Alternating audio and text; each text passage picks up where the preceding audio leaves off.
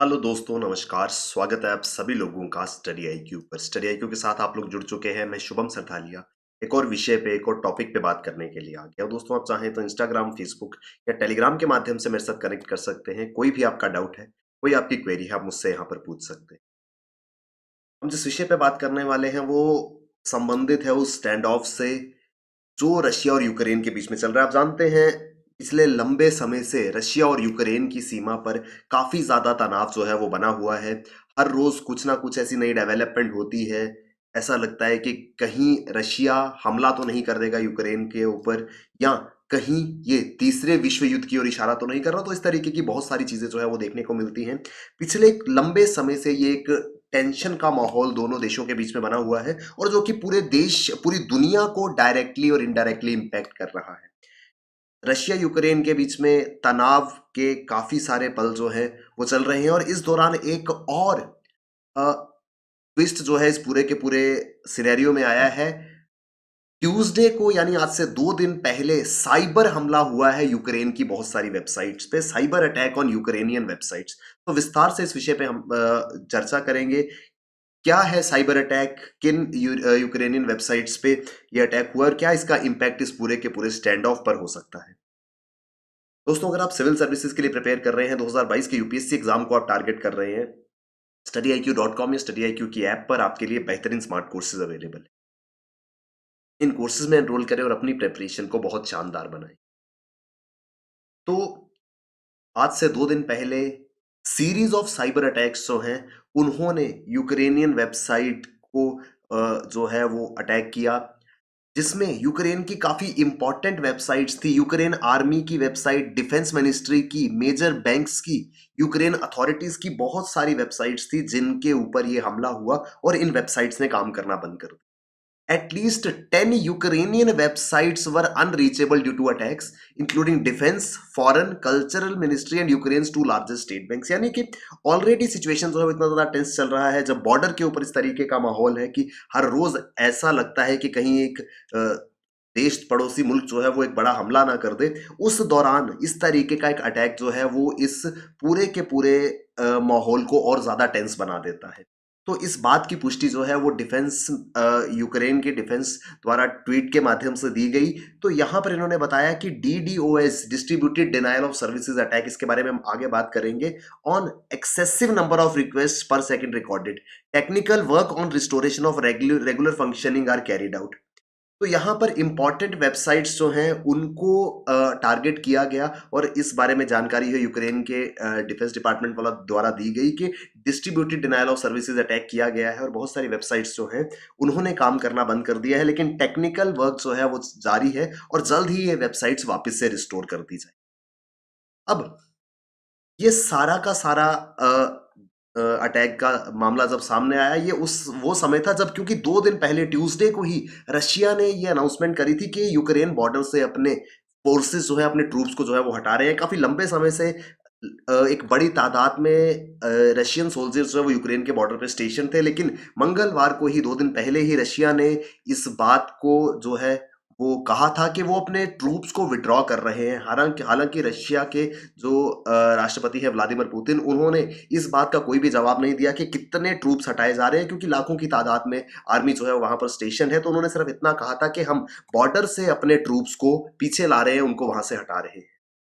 And this comes amid an alleged cyber attack on government websites, with Ukraine raising its fingers towards Russia for the same। ये बड़ा ही ज्यादा एक possibility हो सकती है, ऐसा यूक्रेन को लगता है कि ये अटैक रशिया ने करा है, क्योंकि ऑलरेडी बॉर्डर पे डिस्प्यूट चल रहा है रशिया के साथ में, और इस टेंशन के माहौल के बीच में अगर साइबर अटैक होता है तो इसका सीधा सीधा शक जो है वो रशिया के ऊपर जाता है। और यूक्रेन ने भी रूस को इस हमले के लिए जिम्मेवार मानना शुरू कर दिया है कि वेबसाइट्स जो है वो रशिया द्वारा इन पे अटैक करवाया गया है। अब इस अगर पूरे स्टैंड ऑफ को समझे, हम पहले भी इसके बारे में स्टडी आईक्यू पर अलग अलग वीडियोस आपको मिलेंगे जहां पे विस्तार से आपको ये पूरा का पूरा इशू जो है वो समझाया गया है। अगर हम मीडिया रिपोर्ट्स की माने तो प्रेजेंटली 1,30,000 रशियन ट्रूप्स जो हैं उनको यूक्रेन की सीमा के पास में जमा किया गया है, और इस पूरे के पूरे माहौल से एक ऐसा क्राइसिस पैदा हो गया which is termed as the deepest security crisis in east west relationship since cold war. तो अ, दुनिया में कोल्ड वॉर शीत युद्ध के बाद सबसे गहरा संकट जो है वो इसको नाम दिया जा रहा है, क्योंकि अगर कोई भी इस तरीके की एक्टिविटी, कोई अटैक रशिया द्वारा यूक्रेन में होता है तो इस इसके वजह से बहुत सारे एलाइज जो रशिया के अगेंस्ट है वो यूक्रेन की फेवर में आ जाते हैं और एक बहुत ही गंभीर स्थिति इससे पैदा हो सकती है। अब यूनाइटेड स्टेट्स ने भी इस पूरे के पूरे मसले में अपनी दखल जो है वो दी है। United states said N invasion bye Russia is still a distinct possibility. Actually Tuesday को ही रशिया ने ये कहा है कि वो अपने ट्रूप्स को पुल बैक कर रहे हैं, लेकिन फिर भी अमेरिका जो है वो कह रहा है कि नहीं, अभी भी हो सकता है कि अटैक जो है वो रशिया कर दे। और इस बात की पुष्टि जो है, इस बात के बारे में रिपोर्टिंग जो है वो प्रेसिडेंट द्वारा, यूएस के प्रेसिडेंट जो बाइडेन द्वारा की गई। उन्होंने कहा कि अभी भी पॉसिबिलिटी है। इस वजह से बार बार व्हाइट हाउस की ओर से और अमेरिका की ओर से ये वार्निंग अपने सिटीजन्स को दी जा रही है कि आप वहां से, यूक्रेन से बाहर आ जाएं, क्योंकि अगर हमला होता है तो काफी ज्यादा नुकसान होने की संभावना है। अब जो बाइडेन ने इस पूरे के पूरे क्राइसिस में, चाहे स्टैंड ऑफ हो या इवन जो साइबर अटैक है, उसको भी जो बाइडेन ने जो है वो यहाँ पे पॉइंट आउट किया। उन्होंने कहा कि इस तरीके का हमला जो है वो यूक्रेन पे किया जा रहा है तो पॉसिबिलिटी है कि डायरेक्ट मिलिट्री एक्शन भी रशिया जो है वो यूक्रेन पे कर सकता है। और उन्होंने इस पूरी की पूरी सिचुएशन को रिलेट कर दिया है वर्ल्ड वॉर टू के साथ। वो relating the current crisis with world war second. Joe Biden said that second world war was a necessity. Joe Biden ने एक बहुत बड़ी बात यहां पर की। उन्होंने कहा कि दूसरे विश्व युद्ध जैसे हालात जो है वो यहां पर बने हुए हैं, लेकिन दूसरा विश्व युद्ध, उन्होंने कहा कि वो आवश्यकता थी। It was a war of necessity, आवश्यकता का युद्ध था। लेकिन अगर रशिया यूक्रेन पे हमला करता है तो ये नेसेसिटी नहीं है, ये वॉर ऑफ चॉइस होगा या वॉर विदाउट अ कॉज और अ रीजन होगा। उन्होंने कहा है कि स्थिति गंभीर है, इतनी गंभीर है कि इसको उन्होंने कंपेयर किया है दूसरे विश्व युद्ध के साथ में। और साथ ही उन्होंने कहा है कि दूसरा विश्व युद्ध जो है वो नेसेसिटी थी, it was a war of necessity. वो लड़ाई आवश्यक थी, लेकिन अगर कोई हमला रशिया यूक्रेन पे करता है तो ये अपनी पसंद से, अपनी चॉइस से, बिना किसी कारण के युद्ध जो है इसको नाम दिया जाए। Biden said if Russia invades Ukraine, the US and its allies are prepared to respond with penalties that are aimed at exacting economic pain and global isolation। एक धमकी भी जो है वो जो बाइडन ने इस दौरान दी कि अगर रशिया किसी प्रकार का हमला यूक्रेन पे करता है तो उसके ऊपर भारी पेनल्टीज जो है वो लगाई जाएंगी, जिससे ग्लोबल स्फेयर में इकोनॉमिकली काफी ज्यादा नुकसान रशिया को होगा और इकोनॉमिकली आइसोलेट उसको करने की कोशिश जो है वो की जाएगी। अब ये सारी की सारी प्रॉब्लम चल रही है ऑलरेडी इस तरीके का माहौल, और उस पे 10 यूक्रेनियन वेबसाइट्स बंद हो जाती हैं, उनके ऊपर डीडीओएस अटैक हो जाता है, वेबसाइट्स अनरीचेबल हो जाती हैं। तो ये एक बड़ा मुद्दा है। DDoS, distributive denial of services attack, एक साइबर हमला है, इसके बारे में बात करेंगे। तो it stands for distributive denial of service. नाम से समझ आता है, डिनायल यानी किसी काम को मना करना। तो जो सर्विस है, जो वेबसाइट जिस काम के लिए बनाई गई है, उस काम को करने से वो मना कर दे तो इसको कहा जाएगा denial of services, distributed denial of services. It is a cyber threat that seeks to disrupt the normal traffic of a targeted server.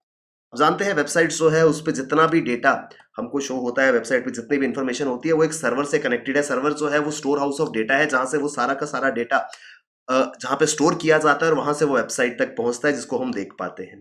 तो डिस्ट्रीब्यूटेड डिनायल ऑफ सर्विसेज में सिंपल ऐसे इसको समझते हैं कि नॉर्मली मान लीजिए एक वेबसाइट पे पर आवर मान लीजिए 1 लाख लोग आते हैं। अगर उसी वेबसाइट पे इसी टाइम पीरियड में जो नंबर ऑफ विजिटर्स है, जिन नंबर ऑफ ट्रैफिक कहा जाता है, वो 100 टाइम्स हो जाता है, यानी कि 100 लाख या फिर 10 मिलियन अगर ट्रैफिक जो है वो आ जाता है एकदम से, बहुत ज्यादा ट्रैफिक वेबसाइट पे आ जाता है, तो वेबसाइट जो है वो रिस्पॉन्ड करना बंद कर देती है। इस तरीके के अटैक्स को distributed denial of service attack कहा जाता है। तो इस distributed denial of service attack के द्वारा जिन कंप्यूटर्स को टारगेट किया जाता है उन्हें बॉट्स कहा जाता है। तो अलग अलग कंप्यूटर्स पे ये अटैक जो है वो किया जाता है। जिन कंप्यूटर्स को इस पे अटैक इस पे इस अटैक का निशाना बनाया जाता है उन्हें बॉट्स कहा जाता है। और बहुत सारे बॉट्स यानी बहुत सारे इन्फेक्टेड कंप्यूटर्स जो हैं वो मिलकर के बॉट नेट कहलाते हैं। यानी कि ऐसे बहुत सारे सिस्टम्स जिनके ऊपर distributed denial of service attack होता है उन्हें बॉट नेट कहा जाता है। हमेशा डिस्ट्रीब्यूटेड डिनायल ऑफ सर्विस के अटैक के समय एक सिस्टम और उससे कनेक्टेड बहुत सारे सिस्टम को टारगेट किया जाता है। ये पूरा का पूरा सिस्टम जो है ये बॉट नेट बन जाता है। और फिर इस बॉट नेट से फर्दर जितने भी कंप्यूटर कनेक्टेड होते हैं इंटरनेट के माध्यम से, उनको निशाना जो है वो बनाया जाता है, तो एक चेन की तरीके से ये अटैक जो है वो किया जाता है। ये जो बॉट नेट्स हैं, ये are able to send direct instructions to each bot on the botnet. ये पूरा का पूरा जो एक नेटवर्क बनता है, बॉट नेटवर्क, जिसको हम कह सकते हैं, इसे बॉट नेट शॉर्ट फॉर्म कहा जाता है। तो इन्फेक्टेड, यानी कि जिस जिस सिस्टम के ऊपर अटैक हुआ है वो बॉट है, इन सबको आपस में कनेक्ट कर दिया जाए तो बॉट नेटवर्क या बॉट नेट बनता है। इस बॉट नेट पे ये सारे के सारे सिस्टम एक दूसरे से इंटरेक्ट कर रहे हैं, और bots will then send request to targeted IP address. जिस भी आईपी एड्रेस को टारगेट करना है उसके ऊपर ये रिक्वेस्ट चली जाती है, और इससे, यानी कि पहले एक रिक्वेस्ट जानी थी, अब जितने बॉटनेट्स कनेक्टेड है उतने नंबर ऑफ टाइम रिक्वेस्ट जो है वो चली जाती हैं, जिससे सर्वर इवेंचुअली बिकम्स ओवरवेल्म्ड। बहुत ज्यादा ट्रैफिक जो है वो सर्वर के ऊपर आ जाता है, और सर्वर की फंक्शनिंग जो है वो हैम्पर हो जाती है, क्योंकि नॉर्मल ट्रैफिक से कई गुना ज्यादा ट्रैफिक वहां देखने को मिलता है। तो इस प्रकार के साइबर अटैक को distributive denial of service attack का नाम दिया गया है। और यही अटैक जो है ये यूक्रेन की वेबसाइट्स पर हुआ है, जिसमें यूक्रेन का मानना है कि ये अटैक रशिया ने कराया है, जबकि रशियन जो भी रशिया के बिहाफ पर इस पूरे के पूरे मसले पे अपना प्रतिक्रिया दे रहे थे, उनका कहना था कि रशिया का इसके साथ कोई भी लेना देना नहीं है, ऐसा पहली बार नहीं हुआ है। यूक्रेन पे पहले भी इस तरीके के बहुत सारे साइबर अटैक्स जो है वो हुए हैं, लेकिन रशिया का इसके साथ कोई भी लेना देना नहीं है। और इवन बॉर्डर स्टैंड ऑफ को भी उन्होंने कहा है कि हम स्टैंड ऑफ को जल्दी खत्म कर रहे हैं, फोर्सेस को यहाँ से, ट्रूप्स को हटाया जा रहा है। हालांकि जो बाइडेन का भी यही कहना है, यूएस प्रेसिडेंट का भी यही कहना है कि अभी पूरे तरीके से डिनाई नहीं किया जा सकता किसी हमले की पॉसिबिलिटी को। और उसके अलावा नाटो जो है, शायद आप लोग इसके बारे में जानते हैं क्योंकि हम ऑलरेडी इसके बारे में बात कर चुके हैं। नाटो जो कि एक एंटी रशिया अलायंस के रूप में जिसको देखा जाता है, और जिसको ज्वाइन करने की कोशिश यूक्रेन कर रहा था, जिस वजह जो कि एक रीजन बना था इस पूरे के पूरे स्टैंड ऑफ का। नाटो का भी यही मानना है कि अभी तक कोई ऐसी एक्टिविटी नहीं नजर आई है कि रशिया अपने ट्रूप्स को विड्रॉ कर रहा है, जिस वजह से माहौल जो है वो टेंस्ड बना हुआ है। आई होप हमको ये पूरा का पूरा आर्टिकल समझ में आया होगा, किस तरीके से बॉर्डर स्टैंड ऑफ के बीच में साइबर अटैक, क्या इसकी प्रतिक्रिया जो है वो हो सकती है। दोस्तों, अगर आप सिविल सर्विसेज के लिए प्रिपेयर कर रहे हैं 2022 के यूपीएससी एग्जाम को टारगेट करते हुए, स्टडी आईक्यू पर आपके लिए बेहतरीन स्मार्ट कोर्सेज अवेलेबल हैं। इन कोर्सेज में एनरोल करें और अपनी प्रिपरेशन को बहुत बेहतर बनाएं। Thank you very much. All the best, keep working hard. Bye bye, take care. जय हिंद।